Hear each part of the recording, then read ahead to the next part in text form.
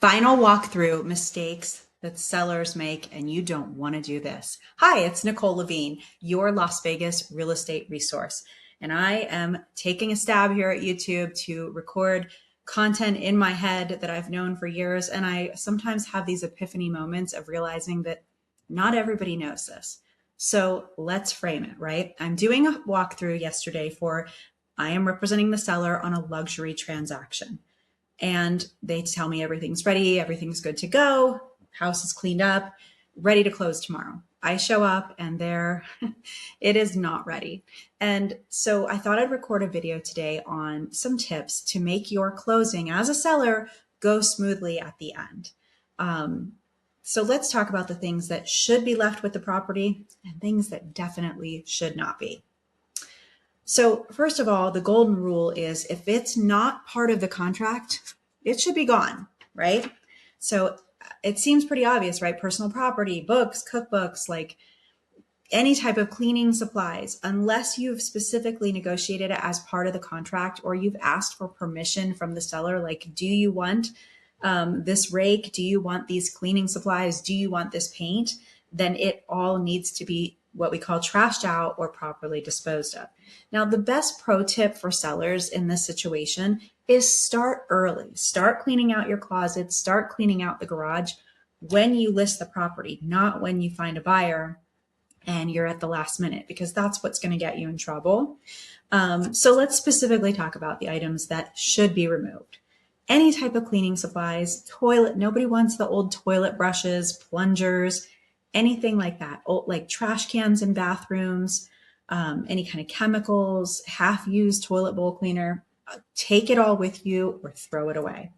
Personal items, as I mentioned, books, cookbooks, shelf on walls, unless they specifically asked for it. I will caution here, curtains and window coverings can get a little tricky. So make sure that's clearly spelled out in your contract.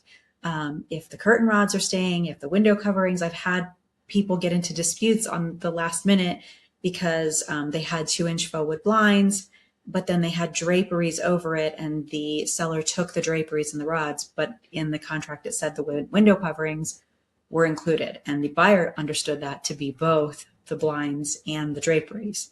So before you start removing those things, make sure you check with your agent and read the contract carefully.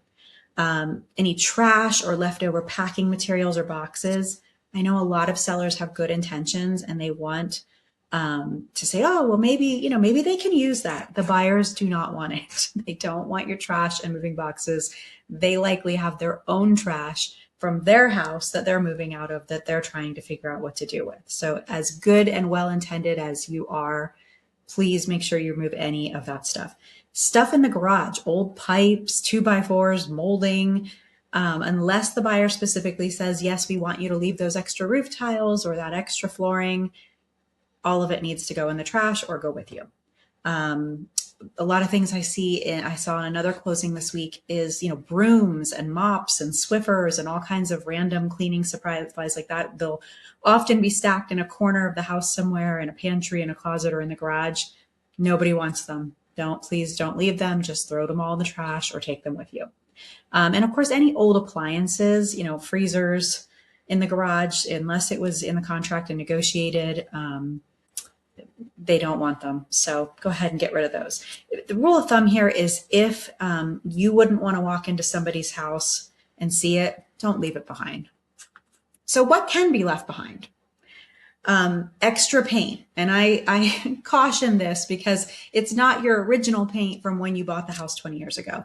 If you've repainted, maybe I'd say in the last year or two, sure, leave the extra paint. But if it's older than a year or two in this hot Nevada desert heat, it's not going to be good anymore. So go ahead and dispose of that early.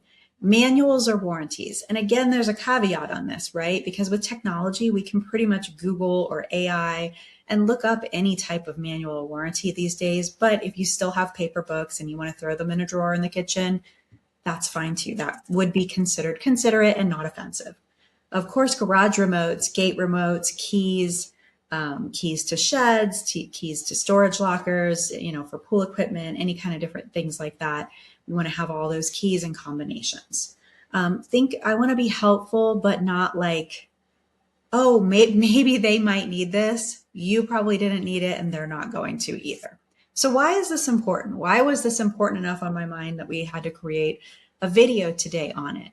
Because the stress that this causes to both sides, the buyer and the seller, in these last few days is tremendous. Both sides are under a lot of stress. Everybody's moving out of one house and into another house.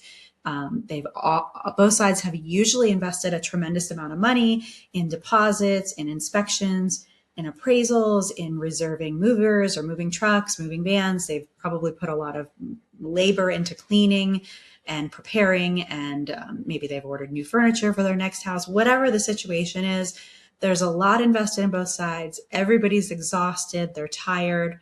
So if the buyers come into the property and they see it not in the form that they were expecting it to be in, they can get fussy and they can delay the closing.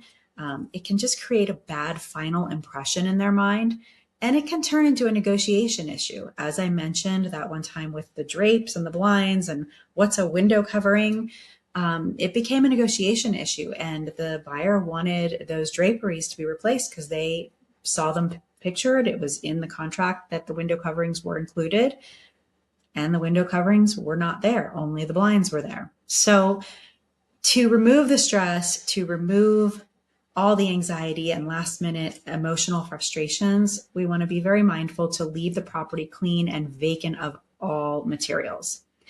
You definitely don't want that last impression to feel sloppy.